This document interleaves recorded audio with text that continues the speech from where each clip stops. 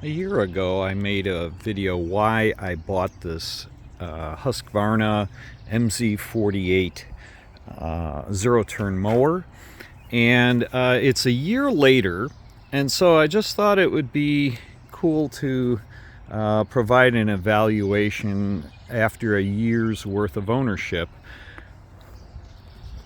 The mower, I cleaned it up real good, right? Why show a dirty mower? This way you can see exactly how well it held up.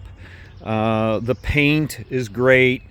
Everything on this machine held up fine for 1 year's worth of use.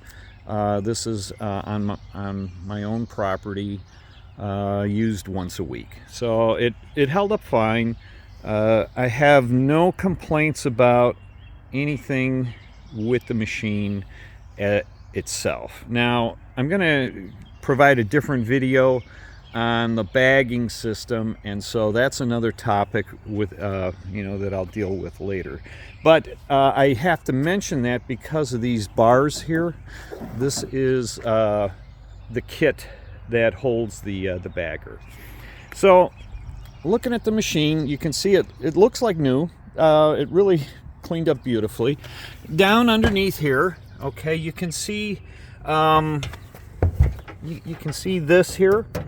This is part of the bagging system. They call them, I think, baffles, and it helps with vacuuming up the grass better and providing more blowing action, and that seems to work really well. But that's, again, a different topic. So everything looks great. The paint job is a little worn there, but obviously it's going to be from all the abrasion from the stuff I'm vacuuming up and cutting. It's not just grass. There's gravel at times that I'm mowing and going over, and it's gritty, a lot of grit. So the paint's not going to hold up underneath there. I didn't expect it to. So, but the only thing I kind of not feeling 100% about. Oh, by the way, before I go there, this isn't something I added on. That's a counterweight, so don't let that throw you off.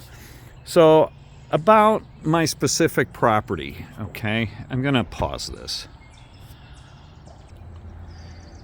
I'm estimating at least a ½ acre of grass, okay, and you can see there's some slopes here to the water.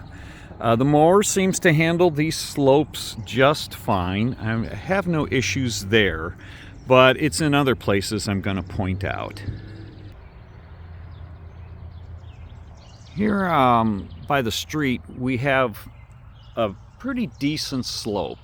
And what's happening, because I don't have a floating front axles as most such machines do not, I'm scalping the lawn a lot. When I'm turning, I'm finding myself on the 2 front wheels and 1 back wheel, while the other back wheel is trying to gain traction. And so I do some lawn scalping. Now, this is not all my mower, okay? I have a lawn problem aside from that, but it's just made worse because of the scalping here. The most severe area is in this part. There's a culvert there, and so the slopes get a little aggressive, and I'm going to point that out. Before I go there, you can see some scalping here as I come down here and turn a corner.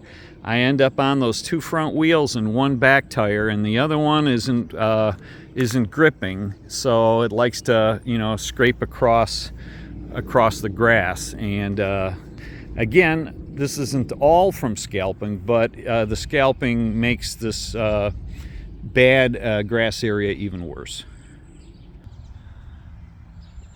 Here you can see the lawn's messed up. This is not from the mower scalping, the tires, skidding through.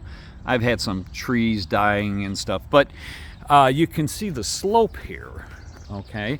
And right up, this is like the worst part of the whole yard, right here. When I come down this thing, the one tire just now this is all from the tire. This here is serious tire skidding from the two front tires and the left rear tire, hanging in there, and the right rear just likes to skid down the hill and it wrecks things. So I'm learning how to handle that better.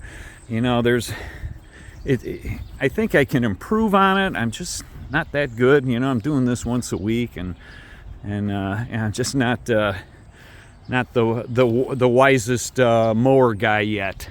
But these kind of slopes that you see here, this gentle sloping, the machine handles just fine. So it does great, except where the slopes are pretty bad. So if it had a floating front axle, meaning the two front tires would move together on their own axle, that would assure the two rear tires are always making contact with the ground, instead of this teetering on 3 of the 4. And so that's my only complaint, if you want to call it that, with the machine. And I looked at so many mowers, very few have a floating front axle. So if I had it all over again, I'd probably buy the same machine and just get better at driving without having one of the rear tires spinning out on me, wrecking the grass. So that's the scoop here. There's a 5-gallon tank, and I've noticed if I'm not bagging, I can cut the lawn maybe 3 times, and that's a lot. Especially if it's not real tall, then I'm not going over it, blow it around. As long as it's reasonable height, I can get about 3 cuttings on 5 gallons, and that's good to me. Okay, about the motor, just I'm pointing this out here. This is the air filter. Okay, it's decent. It does a good job. The problem is not when you're just using the machine to cut the grass. The problem is with the bagging system. I'll cover that later, but I just want to point out this in this video, where the air filter is. It's in the very back of the unit, right where the bags are. And that's about it. I'm trying to think if there's anything else to elaborate on, and I can't. It's just a great machine. Oh, one thing, because I'm using fuel that has some ethanol in it, like 10% ethanol.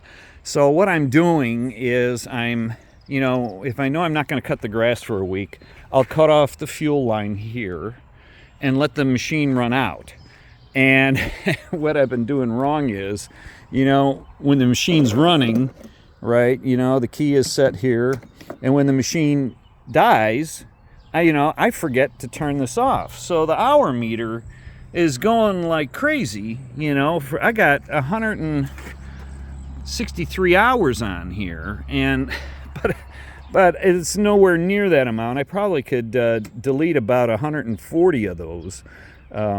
So it's too bad this doesn't measure the time the engine is actually running, rather than a random clock when the ignition is on the on position.